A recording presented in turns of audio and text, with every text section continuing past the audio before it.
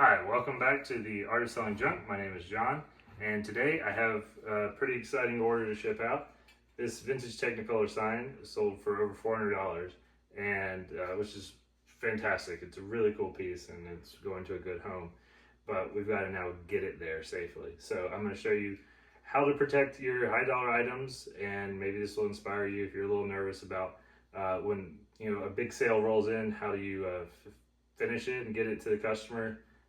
Hopefully this video is useful for that. So without further ado, we're going to jump in. We've picked out a box, and it fits well. There's a lot of extra space, and I think on first glance you might say, well, that's a waste. You should shrink this down and make it the most tight package you possibly can.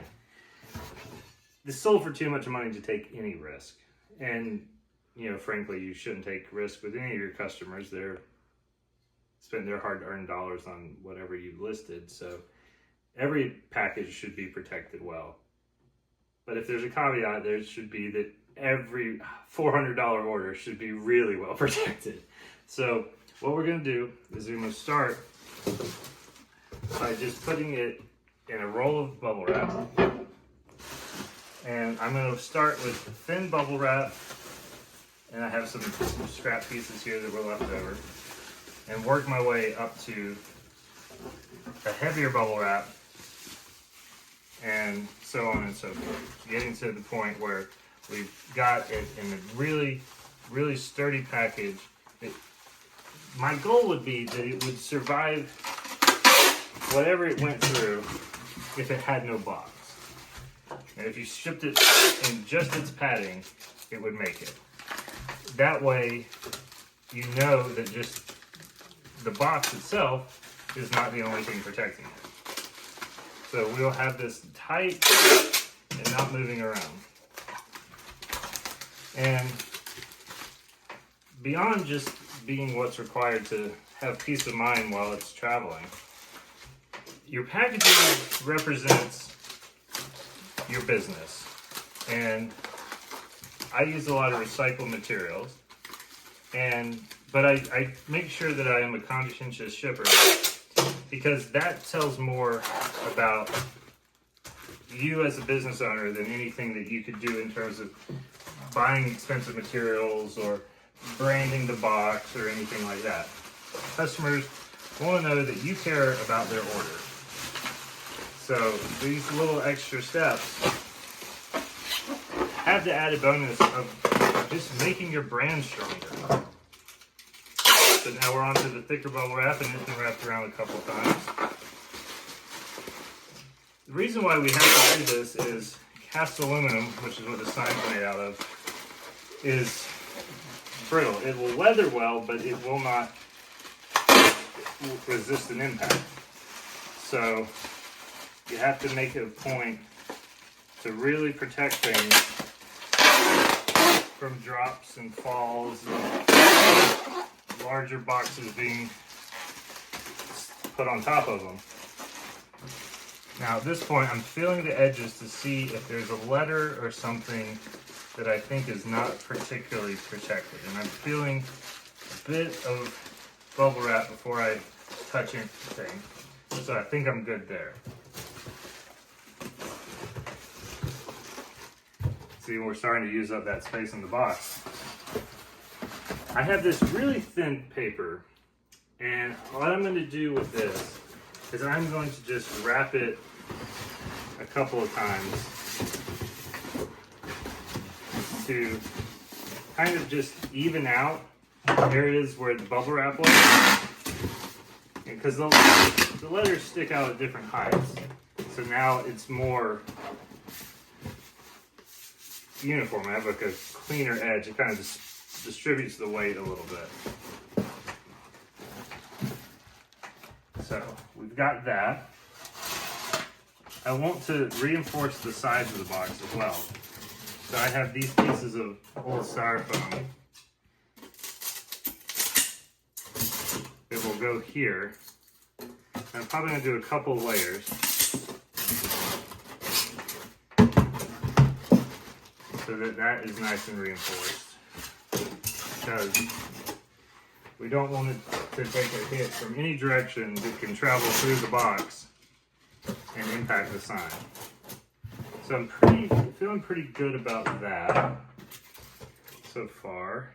What I think I'm going to do is add a little tape to secure these in place while we do a little more fussing with this. Because what I don't want either is I don't want it to be sitting on the bottom of the box. I want it off of it just a hair. So we're going to run some pieces under here,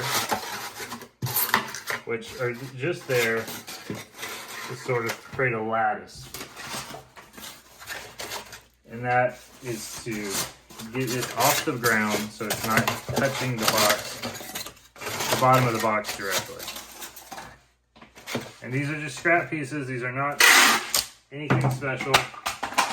But I'm using them in this way because I want as much reinforcement as I can.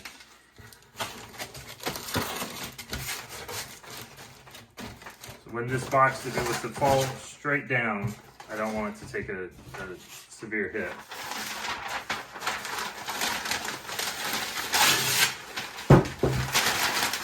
Next, we're going to use the void fill to build another nest.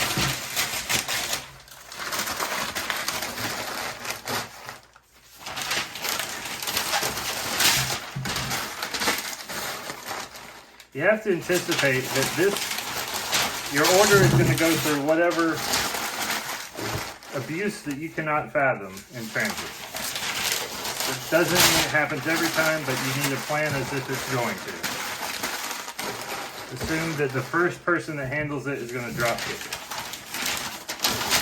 And if you use that metric, you will rarely be disappointed.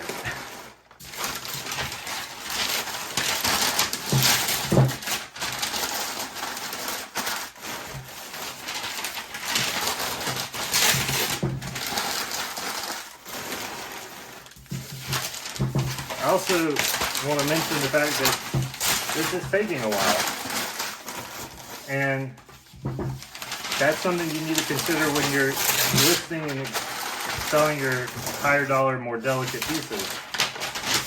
This is not like selling a toboggan or a pair of socks that you could throw in a bag and forget about it. There's a fair amount of work here, but this is what I love. It feels cushioned. I don't have any qualms that is not protected on this side and the bottom. So we need to do a little bit up here, a little on the top, and I think we're good to go. So I have longer strips with the same styrofoam, and we will use them in a similar fashion. Kind of just protect that. And make like a crumple zone out of the void fill.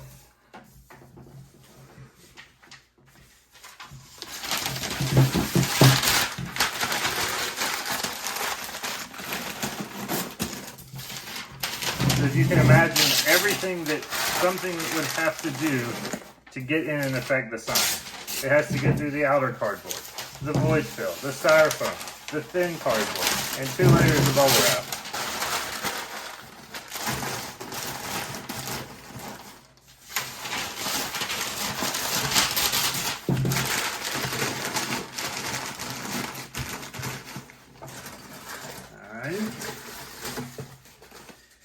Now we need to protect it from the top. I have these strips of cardboard, and they are going to just fit in here.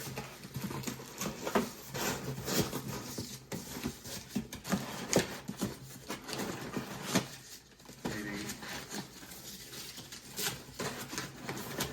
just like that. A little piece of tape just to keep them from wiggling around. This isn't like taping up the box for its final shipping. just to keep it from going anywhere. And I think, because I've used most of the space, I think I'm just going to put this piece of cardboard across here, sort of tuck it in.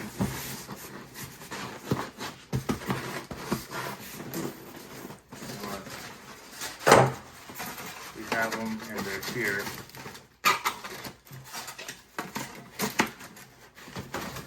We'll do that.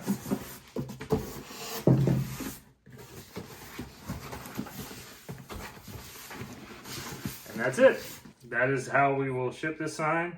And I hope that this kind of gives you some ideas as to how to protect your things. It's more of an art than a science. It's just sort of keeping in mind the fact that you need to cover all of your bases, protect every aspect of your item, because if there's an exposed spot, that'll be the corner that it falls on. And then knowing that there is no harm in overpacking. No one has ever complained and said, it took me 20 minutes to unpack. But people do complain when things are broken. So this is a chance to really show that you care about your customer and that you're honoring the purchase that they made with you. So I hope this is helpful, and I'll see you next time.